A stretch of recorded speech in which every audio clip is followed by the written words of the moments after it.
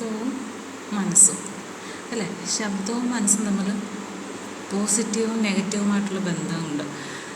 അതായത് നമുക്കിപ്പം അറിയാം, ശബ്ദമാണ് നമ്മൾ വെളിച്ചത്തേക്കാൾ കൂടുതൽ പേടിക്കുന്നത്. ഏതിൻ്റെ കാര്യത്തിൽ?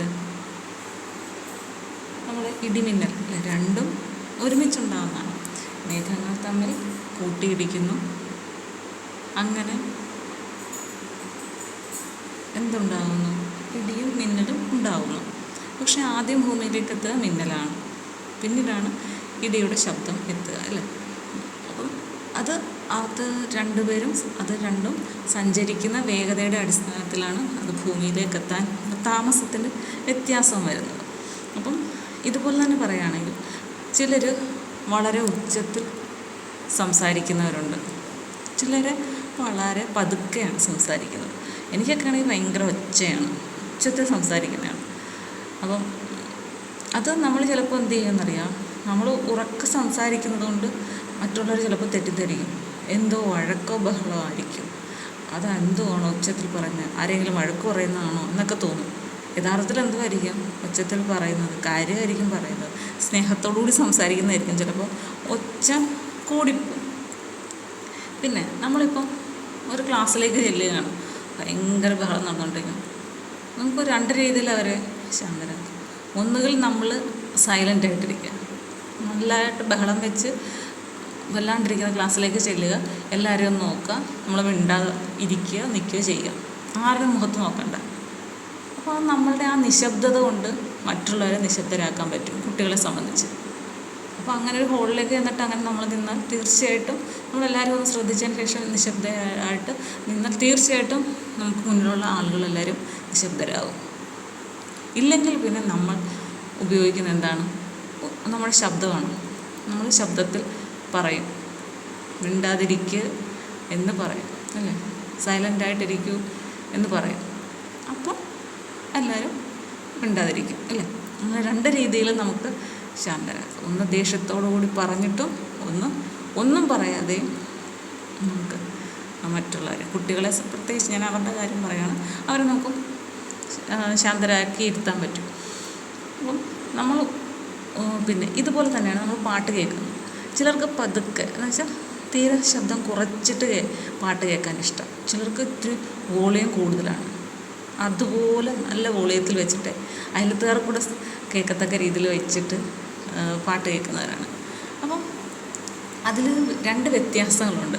നമ്മൾ പതുക്കെ പാട്ട് കേൾക്കുമ്പോൾ നമ്മളുടെ ആസ്വാദനവും അത്ര ഡീപ്പായിരിക്കും, പക്ഷേ നമുക്ക് കൂടുതൽ നമ്മൾ ആ പാട്ടിനൊപ്പം നമ്മുടെ മനസ്സും കൂടെ പോകും. പക്ഷെ ഒച്ചത്തിലാകുമ്പം അത് ശരിക്കും ഒരു എൻ്റർടൈൻമെൻറ്റ് മാത്രമാകും മിക്കവാറും.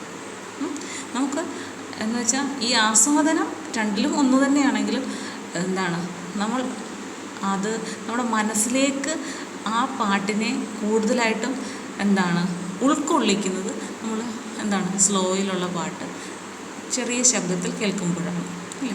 പക്ഷെ ഒച്ചത്തിലുള്ള പാട്ടുകൾ ഭയങ്കരമായിട്ടും ശബ്ദത്തിൻ്റെയൊക്കെ ഇതായിട്ടുള്ള പാട്ടുകളൊക്കെ നമുക്ക് അതിൽ കൂടി ഒരു എനർജി കൂടി ഉണ്ടാക്കുന്നുണ്ട് അല്ലേ?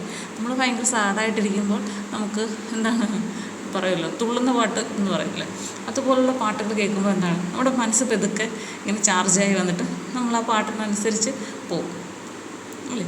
അപ്പം നമ്മളെപ്പോഴും ഒന്ന് അടിച്ച് പൊളിക്കുക എന്നൊക്കെ പറയുന്നതും ഒരു ഫങ്ഷൻ എന്നൊക്കെ പറയുമ്പോൾ തീർച്ചയായിട്ടും ഇങ്ങനെ ആൾക്കാർക്കൊരു ഹരമുണ്ടാക്കുന്ന രീതിയിൽ, അല്ലെങ്കിൽ ആൾക്കാർക്കൊരു എനർജി നൽകുന്ന രീതിയിലുള്ള പാട്ടുകളായിരിക്കും ഉപയോഗിക്കുന്നത് അല്ലേ? അപ്പോൾ അതെന്താണ് ഉദ്ദേശിക്കുന്നത്? ആളുകൾക്ക് ഒരു എൻജോയ്മെൻറ്റ് എന്നതിൽ ഉപരിയായിട്ട് അവരെ പവർഫുള്ളാക്കി മാറ്റുക എന്നതുകൂടിയാണ് ശബ്ദത്തിൻ്റെ പ്രത്യേകത അല്ലേ? നമ്മൾ ആ പാട്ട് കേട്ട് ആസ്വദിച്ച് നമ്മൾ ആ പാട്ടിനൊത്ത് നൃത്തം ചെയ്യുന്നു ഇല്ലേ? അങ്ങനെയൊക്കെ ഉള്ള കാര്യങ്ങളുണ്ട്. അപ്പം അതിന് കൂടി വേണ്ടിയിട്ടാണ് അത്തരത്തിലുള്ള പാട്ടുകൾ എഴുതുന്നത്.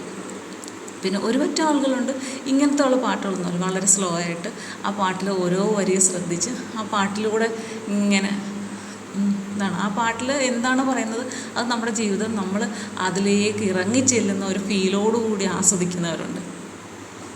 അപ്പം ശബ്ദത്തിൻ്റെ കാര്യം പറയുമ്പോൾ അങ്ങനെയൊന്നുണ്ട്. പിന്നെ നമുക്ക് ദേഷ്യത്തോട് നമ്മളോട് ഒരാളൊന്ന് സംസാരിച്ച് നോക്കി, നമ്മൾ പെട്ടെന്ന് അങ്ങ് സൈലൻ്റ് ആയിപ്പോൾ. നമ്മൾ സംസാരിക്കുമ്പോൾ നമ്മൾ ഭയങ്കരമായിട്ട് സൈലൻ്റ് ആകും അല്ലേ? അങ്ങനെ ശബ്ദം കൊണ്ട് പല കാര്യങ്ങളും നേടിയെടുക്കാം എന്നാണ് അല്ലേ? ശബ്ദം എന്ന് പറയുന്നത് നമുക്ക് വളരെ അത്യാവശ്യമായൊരു കാര്യമാണ്. അപ്പം ശബ്ദത്തിലൂടെ ഒരാളെ നിശബ്ദരാക്കാൻ തീർച്ചയായിട്ടും പറ്റും.